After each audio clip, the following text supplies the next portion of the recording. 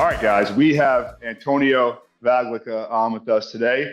And I'm so excited about this because, we've met. I don't even remember how we met exactly, Antonio. I mean, how did we first come into contact? I'm not even sure. So the reason why we came into contact initially was I used to train at the Synergy in Garden City Park, and they were the Yes. only gym around when I was during my college years that would let me bring an outside trainer in.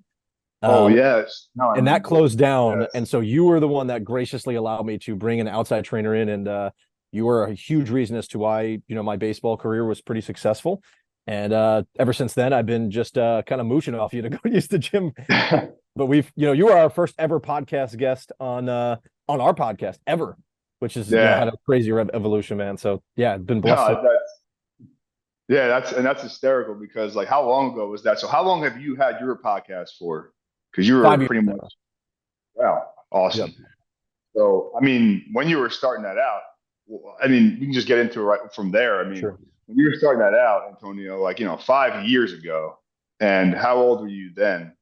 And what was your thought process on that? Because it was very new then. Sure. Yeah. So 5 years ago, I was 22 years old, just fresh out of college, uh, freshly depressed as well. Baseball career of a long time just ended, lost this massive identity loss, as I know a lot of people listening to this could really relate to. It's like you have Yeah. this plan A, B, and C to go professional in your sport. And when that doesn't happen, I resorted to drugs, alcohol, bad relationships, just not great habits. And 6 months passed by, and I started to learn the importance of like personal development and sales and stuff. I got into sales on the financial services side and really started to get my momentum back. And my business partner today, who's my best friend from high school, we went to a all boys boarding school in North Carolina. I'm initially from New York, and we met there to play sports. We stayed in contact, and we were both in the same industry at the same exact time. He played football, I played baseball. Same story. He tore his ACL. Um, and so his Crazy. career ended pretty abruptly as well. And we both were in the same industry, but with different companies. And we were like, hey, why don't we navigate this world of self employment together? We're two 22-year olds and we have no idea what the hell we're doing. Let's just start a podcast and get our thoughts out there. And we initially realized that like no one wants to listen to two 22-year-olds talk about success when you have none of it. We Yeah. have $500 in our bank account. So with that, Yeah. we started to quickly shift the model towards leveraging people like yourself who have successful businesses who have been through that story to really just reverse engineer selfishly and unselfishly what you've done to get to where you're at today, because we couldn't afford your mentorship at the time. So we were selfishly just asking questions at the beginning of like, dude, tell us how you got there. Over Yeah. time, we started implementing everything that they were saying, became valuable enough to bring our value proposition on the back end, ask for referrals, for introductions to people for the podcast, etc. Built we probably average nothing over 1,000 views an episode on that podcast, and we've made probably, I think at this point, like $3 to $4 million from it, just from all the relationships that we've created. So it's been Wow. Wow. That's awesome. And I mean, like at that time, for you guys to take that dive, I mean, you're young, yeah, but like at the same time, taking that dive to the podcast world when it really wasn't that popular. I mean, but that was awesome because just building any kind of content, as you know, is incredible. And I wish I would have started a little bit earlier. And there was so many times where it was like, Mike, do this, do this. But I was just so like, locked into my businesses. I didn't want anything. And now I have a little bit more, I wouldn't call it free time. I just work it into my work schedule, I guess you can call it. So that's really cool. And it was awesome being on yours. But yeah, man, like a lot of people can relate to that, Antonio. Like take me back where, you said, okay, I'm going to hang the cleats up and, like what was that feeling like exactly when that happened? I'm still going through therapy, working through it. The So I played at a Divisions 2 school that was starting to get some serious traction. We were winning a lot of championships, and my career ended so abruptly. It actually kind of went viral on Instagram. I was a draft prospect. Was told that I was going to get drafted by the Red Sox or the Angels. They were very interested in me, and we went to Okay. the regional final to get to the College World Series. That's the last game I ever played in. They have to beat us twice in the winners bracket of that tournament. We win the game, we go to the College World Series. Um, First game, our freshman All-American pitcher tears his ACL stretching in the outfield, so we're already at a disadvantage. Damn. We pitched one of our relief pitchers. He's starting to do really well. We're tied in the seventh inning. Kid hits a no doubt home run on the other team. I'm a catcher, so like I have a front row view to this thing. And for those of you that know baseball, like the second you hit it, like I'm a big believer that you could pimp it a little bit. It's starting to get more popular nowadays. But this Yeah. kid Now it fell is. back intimately and just sat back and watched the ball for, literally until it landed. So for me, I was not trying to have him show up my pitcher, so I went to go give him a little nudge to say, hey, like dude, start running.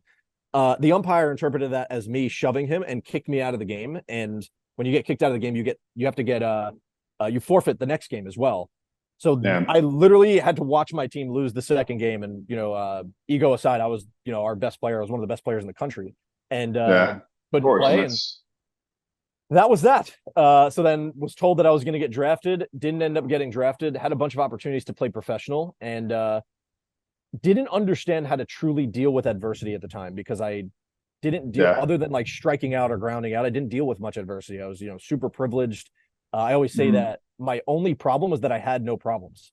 My parents gave Yeah. me everything that they ever, I could ever ask for, Yeah. and decided to quit on myself. So long story short, that's kind of what the end looked like there. Gotcha. And you quit yourself, but in that area of life, obviously, and that's the only area of life, I guess you could say I wouldn't call it quitting, but you can call it that, right? But you learned so much from that. And then, what was that turning point where it was like, okay, let me like transfer this passion that I've had for baseball? Because I went through the same thing. Like, you know, transfer that passion that I had for football and transfer to the business. I had kind of a turning point. Well, did you have a certain moment you remember, or just kind of happened over time, or like explain that to me? I started to get into sales, and I still didn't hit the turning point, but sales really started to spark that competitive nature where I that was the first Yeah, time I felt like you can win again, right? There's for metrics and sure. like there's like finalities to things. And Uh, so you can like the only cheat code that you have in business or in sales is like one, being an athlete, and two, paying for mentorship. That's the two ways you get ahead, in my opinion. And so with yep. that, I was able to, kind of do both in that scenario. And then once you get into sales, there's a cap on where you can go based on how much you're willing to invest in yourself. And I didn't realize that because I kept hitting rock bottom every other month because you'd fill a pipeline, think you're good, and then have zero sales the next month. Yeah, And yeah, then so I really started to realize that I needed more consistency in my life because I was always the type of guy that I would try and hit the home run every at bat. I would try and hmm, hit the like achieve the 1 year goal in one day type of thing. yeah, And I think for me, if I'm looking back on it now, it all started with my body and my fitness. I was in really good shape in college, didn't work out for like 6, 7 months. And trying to get the momentum rolling is so hard, as you know, like it's you're in tough. fitness. It's tough. Oh Um, yeah, and for ex-athletes, like the worst thing you could probably do is go from not working out for 6 months to trying to work out like you're as in hard as elite you shape can. again. Yeah, You yeah, don't want to do that because you're not going to want to go to the gym 3 days later because you're so sore. So I finally bought in to like just walking around the block and showing up one day. And then I walked a yeah. little bit further. And then I just said I'm going to show up every single day. That led to triathlons and getting back into solid shape, all these types of things. And I just let that consistency compound and just won every single day on the micro scale.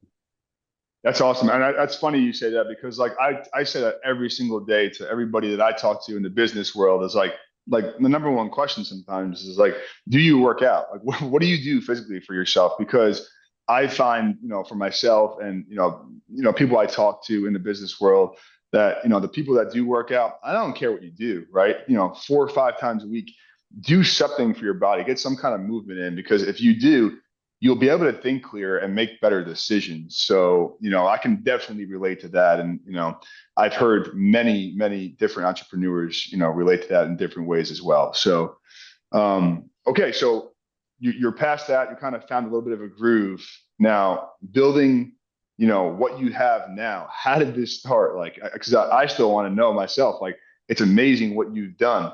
And how did it all come about? From the podcast to the social media, all of that. How did it really formulate? Crazy, bro. It's still wild to think it's only been 5 years to where we've come. So basically, to give you the long story long, I guess we so through the podcast, everything kind of stemmed through the podcast, which we had no idea was going to happen.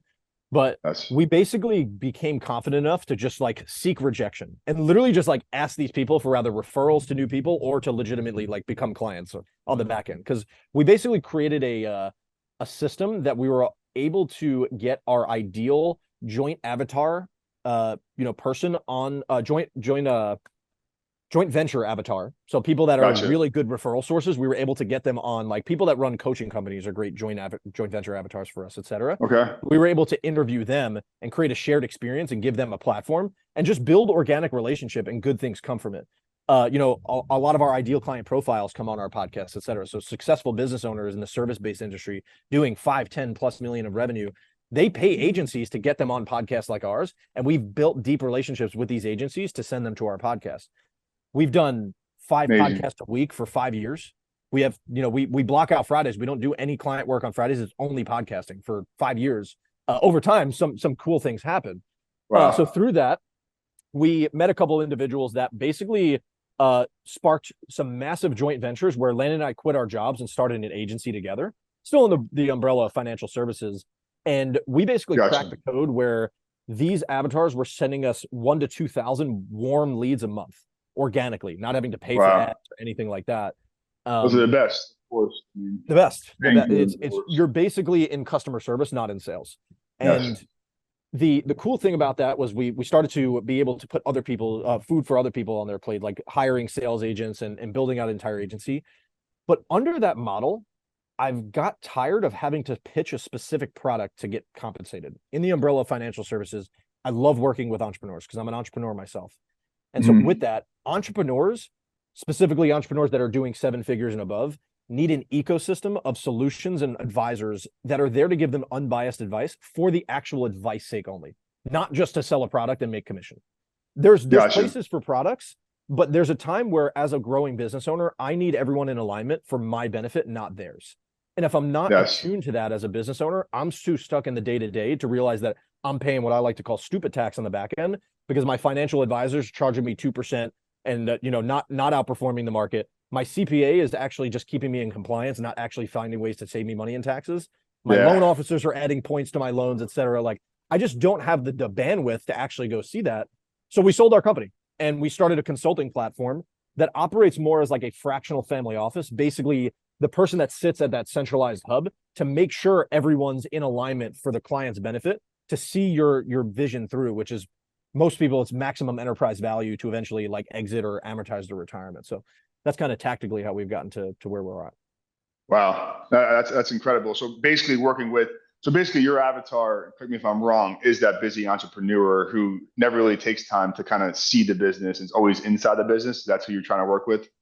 So yeah, I would say service-based business owners that are, so stuck in the day-to-day or just don't understand the financials around like the health of their business, that know they need to get a lot of these done. But every time they take a second to go out of the business and focus on the high leverage activities there, they're losing money because they're trying to figure out a way to save a dollar with their CPA, et cetera. And they don't know how to speak the language because you're a gym owner, not an accountant. Yeah, of course. So then they hire nerds like us to just go and be that liaison for them. We've kind of started to niche down a little bit towards like I love working with contractors because the blue collar mentality, the right mindset knows that they need a professional, so they don't try and give much friction. And those clients are doing anywhere from 10, 20, 50 million a year of revenue and want to create a massive enterprise. And then agency owners, just because I speak the lingo, so it's just been super fun to help. But a lot of service-based business owners. Gotcha. Yeah, and contractors, that makes sense because I mean, and they're always busy out on, out in the job, in the actual business. So that makes a ton of sense. Because they have the pain where like our messaging speaks directly to them because there's so much pain of like realizing like, is there ever an end to this thing? The blue collar mindset doesn't ever think that there's a sellable asset or like retirement or anything like that. We try and figure out how do we make sure that you build up enough liquidity to like buy back your time to where like you can make work optional in your 30s if you wanted to. That's just to add there. No, that's awesome. And I know a bunch of people who could use that off the top of my head, honestly, just, people that I've talked to recently, actually. I'm sure it's super common. So I guess your hardest part for you guys then is to kind of gain the trust of those people, correct? I mean, because I could see some people like not taking the time to listen to it. And then like, how do you get your way into their world?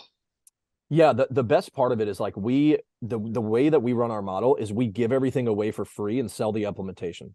So it costs nothing. We do a 4-call process to vet our clients because we're interviewing you just as much as you're interviewing us. And we're Okay. going really deep into the weeds of like understanding the business and your vision. And then we create a set of entire deliverables around the exact dollar amount of what you should be doing to save, and strategies involved with saving money and taxes, how to build your asset protection structure from scratch, how to create an ecosystem to keep your money performing but liquid when you need it, not just throwing every dollar into a 401k or the stock market or Yeah. Bitcoin, et cetera. Strategies down to exit your business, et cetera. We give them the entire game plan and present that all to them. And most people end up hiring us because they don't want to do it alone. They'll never end up doing it. And the way that when we get to that point, it's literally like 90 to 95% success rate on that side, because the way we charge is the amount of value we bring is exponential to the amount that we charge. So the Gotcha. only tough part initially is, I guess the front end marketing is something that we're still always testing out. A lot of our business is referral based, but we're building out an ecosystem of a bunch of things that are going to help on the marketing side that I'll share on the back end if you want. Yeah, cool. I mean, I mean, the marketing, the front end marketing side is, that's an area that we work on extremely well with Ignite, with gym owners, specifically. We do it for all businesses as well. So I understand that part. I think that part will never be locked down for any business, because you have to have your system, of course, and your web of leads from every single different category, right? And then the process is to follow those people up. But you're always going to be testing new stuff out. So I think, in terms of that, I mean, there's never going to be an ending point for that. I feel you guys track that data very aggressively. I'm sure you guys do. But what do you guys do in terms of your lead gen, and how do you track that? So the new model that we're starting to run, which we're seeing it really work well on the coaching and consulting side specifically, is customers are significantly better than leads, right? So you have customers and then you have clients. And so Yep. we're now starting to run ads specifically to low ticket offers that are super valuable, like a $3 to $5 PDF or an ebook, something that somebody's going to get massive value. So now they've already paid me once, and now they're in my Yep. ecosystem, and eventually are going to ascend into my offer.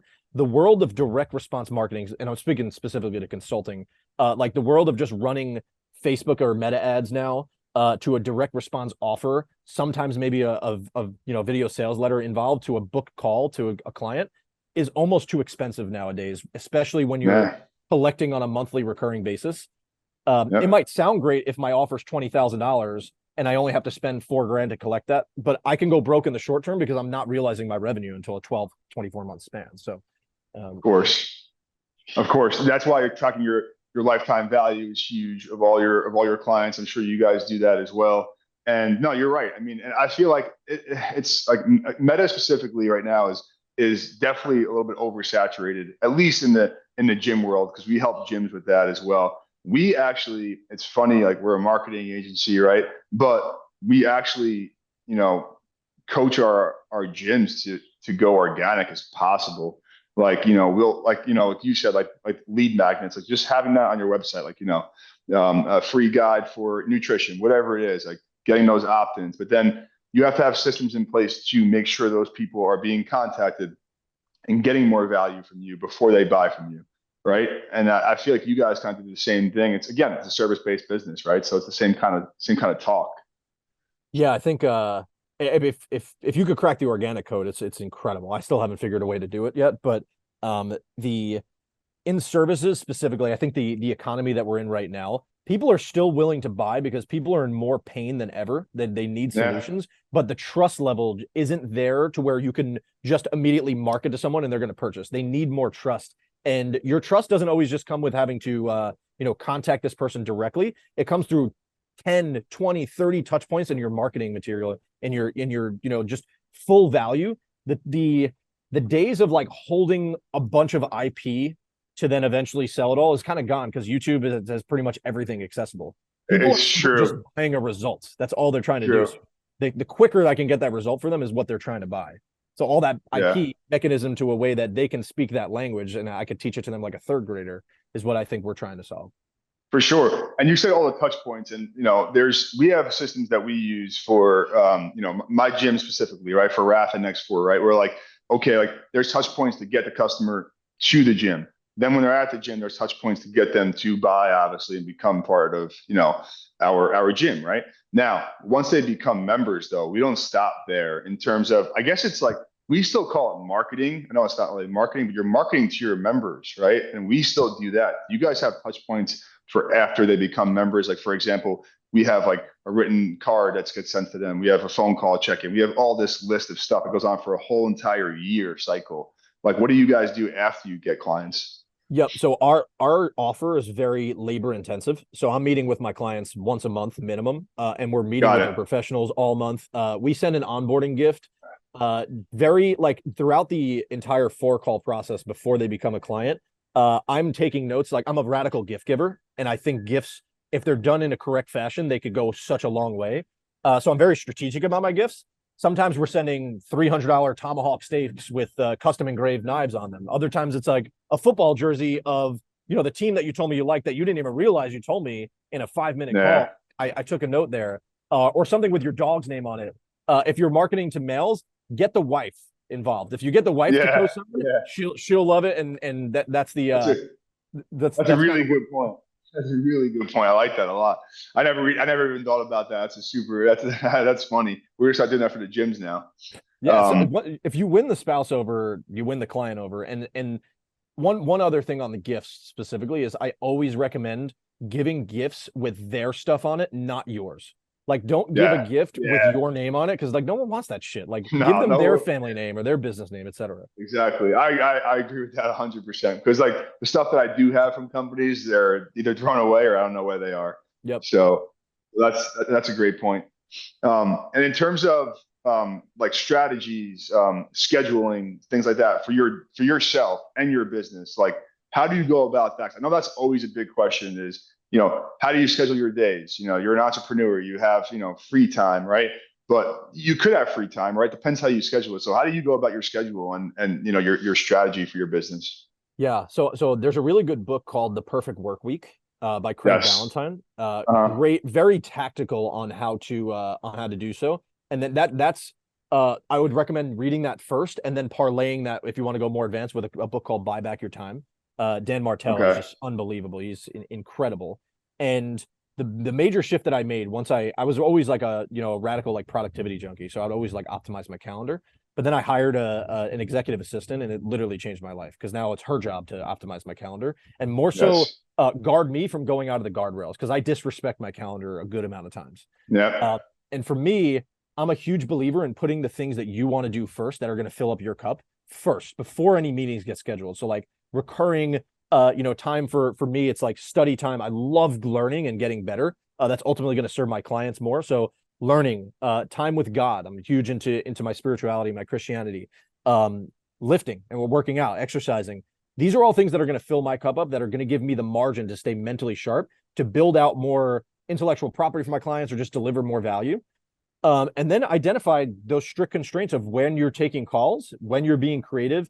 It's a lot of testing. It's more of an art than a science, Yeah. just given that everyone's different.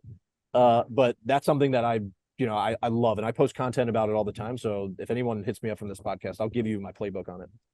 For sure. So basically, like your non-negotiables, you have those set in stone, and then everything else kind of fit in there, and not even like work non-negotiables, like you said, like lifting, like because obviously that stuff's going to help you in the work world as well. And that's awesome. It's funny. I actually worked with Craig years ago, like in consulting. I was one of his clients, and I couldn't grasp it. I just couldn't do it. What he was telling me to do, and I was like, this. I was way younger, and actually, after reading his book years later, I finally understood it. Like way after he told me what to do, literally on Zoom calls with him. So sometimes you just got to read it twice and keep on doing it, keep on trying it. Well, So because he's a big believer in like giving yourself, like, because I'm assuming, and correct me if I'm wrong here, when you were working with him, you're still so stuck in the day to day of the gym training clients that like anytime you're not training a client, you're losing money, but you're actually losing exactly, money by not working on the business and looking at the yeah, grand vision. Um, 100%. so yeah, that's the the scheduling part is truly an art, and really figuring out how you want to go about running your day. I built out a system that I would recommend starting, and I used to write it down on computer paper before I had more of a structure. It's called Okay. Build, BUILD, and B stands for body. So this is something that I write down before the day, the night before, every day, and it's for the next day. What am I doing for my body? Body's my temple, so I need to fill my cup up on the body side, or else I'm not going to feel good. Whether it's a Love walk, it. yoga, working out, or something. U stands for you. What is it that you actually wanted to get done? Did you want to go, walk with your dog, or did you want to go lay in the hammock, or read that book, or watch that movie? Do it. That's what you're doing all these things as an entrepreneur to give yourself the margin to do that stuff. I stands for income. What are the major KPIs that I need to be scheduling in to hit? Am I getting enough sales calls or referrals or whatever that looks like in your world? L stands for love or relationships. How am I deepening the relationships that I have with my clients, my actual relationships with my girlfriend, my family, etc. And then D is your development, your personal development. What are my inputs? Am I auditing? What am I actually consuming? Podcasts, books, etc. It's pretty easy if you I just love that. commit to the micro and then just execute every day. That's awesome. I'm going to start using that. That's really cool. That's powerful because you hit all the stages there and all the areas basically that you need to work on. When you look at it that way, it's not bad. And like, like you said, like when I was working with him, and you saw me at the gym at that time, I was like working like 15 sessions probably a day, every single day. I never left the place. Like I was just kind of there all the time. Now, with that said, I had Raph for almost 10 years now. We had Next for about a year now, right? And I obviously treated it differently, right? I was more the owner going into it. Didn't work there really at all, honestly. Like never really, but I'm still obviously very involved in the back end of the business. Do you recommend the young entrepreneur to go through the grind of that though? Or you kind of like, all the knowledge that we have now about owning a business, not being in a business? Because I feel like young entrepreneurs should almost like feel the grind and go through it first and experience it. But what's your take on that? I do. You have to earn your stripes in the game, or else like if you think that you can just be a business owner and work 4 hours a day and build an empire, what they're trying to sell you online is bullshit. Excuse my language, but it just doesn't exist. Agreed. What the way that you can speed up time, because you can only do two things, in my opinion. You could spend two forms of currency. You could rather spend time or you can spend money.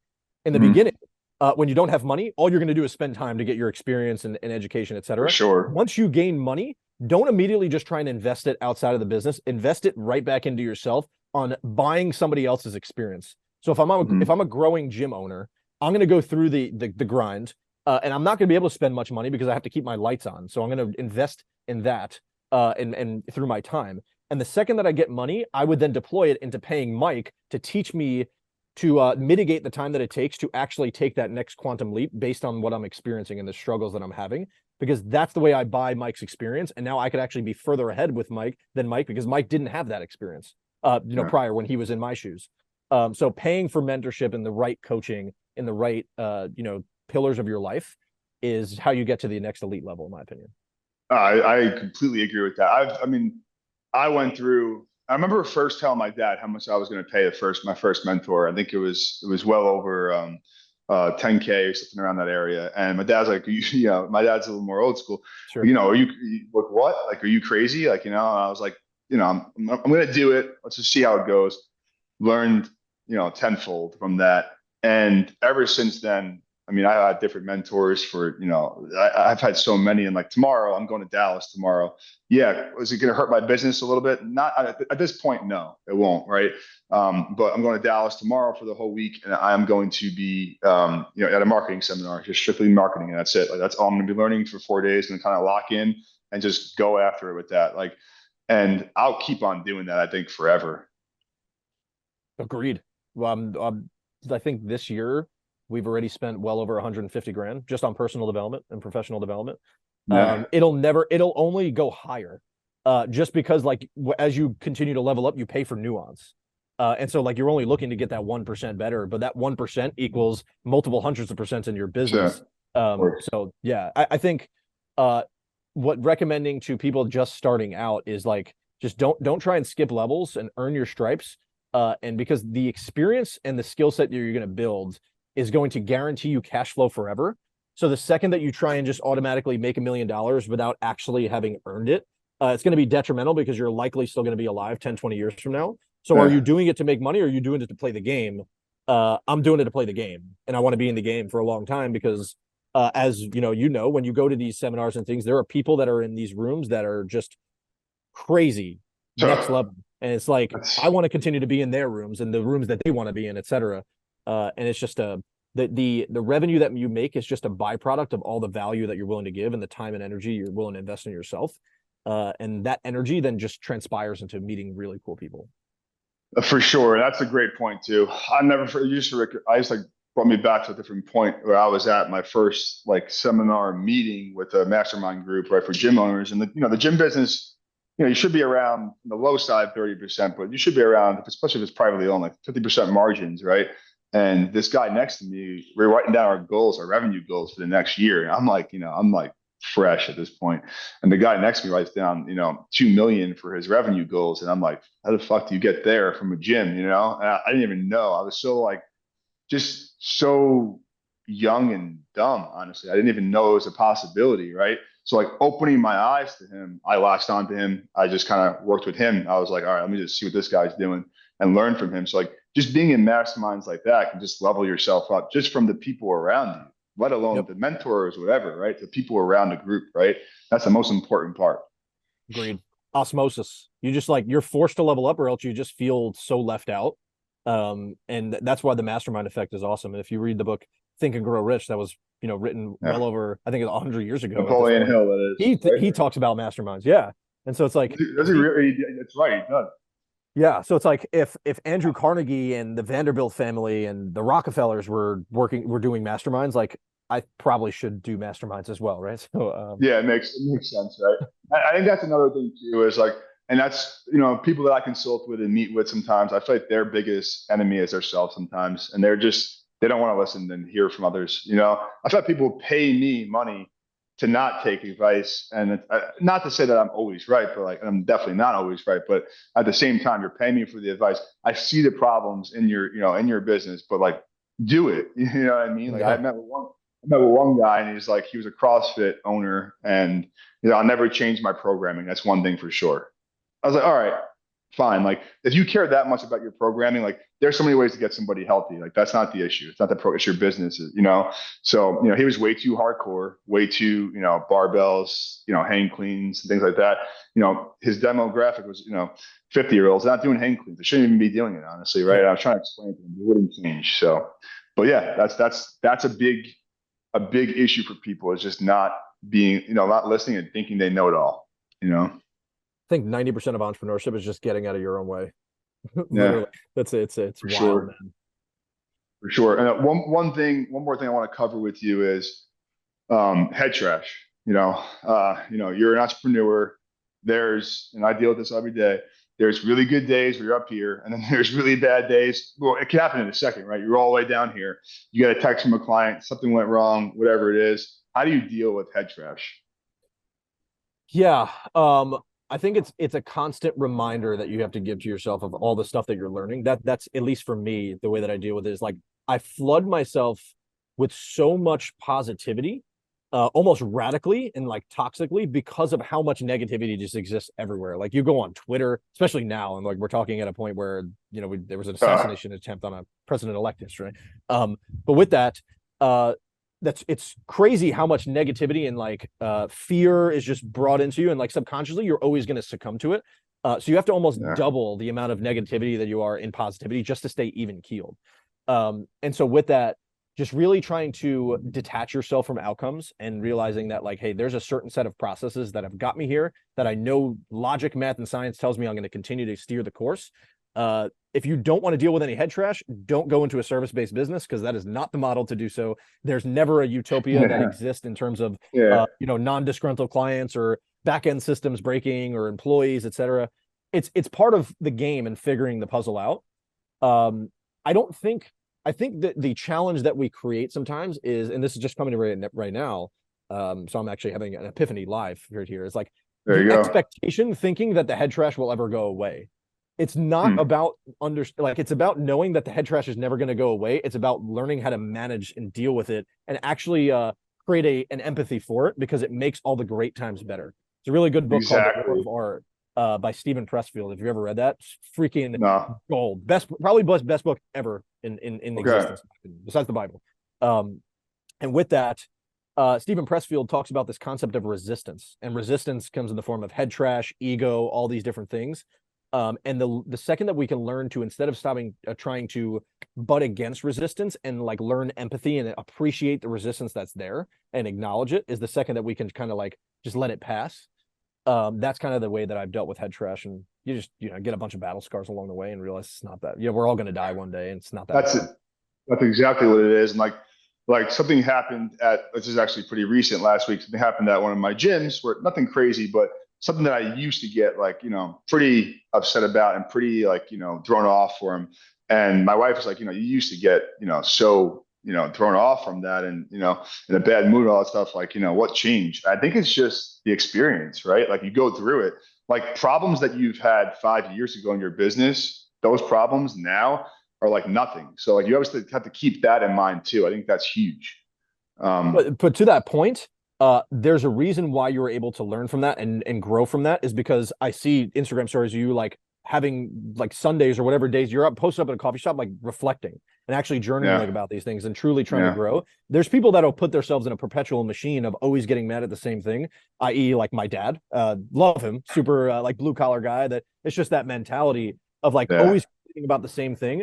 But it's because you're not willing to reflect and actually grow from a situation. You're kind of complaining to complain instead of actually yeah. growing, which is why I believe that your income and your growth and your business, etc., is a direct reflection of how much you're willing to invest in your personal development, whether that's time, energy, and money.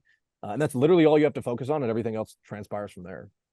For sure. And just staying in it, right? Just being tough enough to stay in it, right? And Don't not give die. up. That's what it Yeah. is. That's it, right? Like, that's all it is. And like, it's like, and the worst thing in your business that happens, like, is it really that bad? Like, listen, it is, right? But at the same time, like, there's so many other things. You're not doing it all for that, right? There's, other things in your life, right? So like, you have to always kind of step back and just, remember that as well. Agreed. You know, this is awesome. I'm sure a lot of young entrepreneurs are going to want to contact you and hear some more from you. So, what's the best way they can reach you, Antonio? Yeah, my Instagram, very active there, Antonio Vaglica Jr. Specifically, I love talking to people that fit our specific like business offer, et cetera. But my biggest passion is pouring into people that are athletes that are just getting out of college or high school, et cetera, that are going through the next journey, the next phase of their journey. Because Yeah, I needed myself 5 years ago, of someone to really help me go through that yeah, because everyone says that it's going to be okay after, but like you go from like being the most popular guy on campus to like no one's there for you and you have no idea what the hell you're yeah, doing if you had no plan. So I have a lot of passion around that and happy to help you navigate the landscape.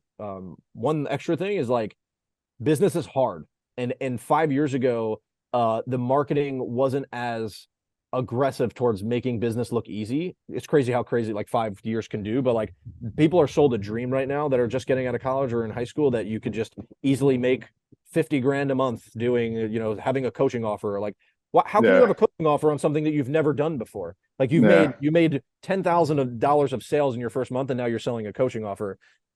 Steer the course and invest in your skills and get yourself around real business owners that are, earning their stripes every day, and don't buy the lie, and you'll be all right. Agreed. That's awesome. That's very powerful. I appreciate having you on, Antonio. Thank you very much. Appreciate you, bro.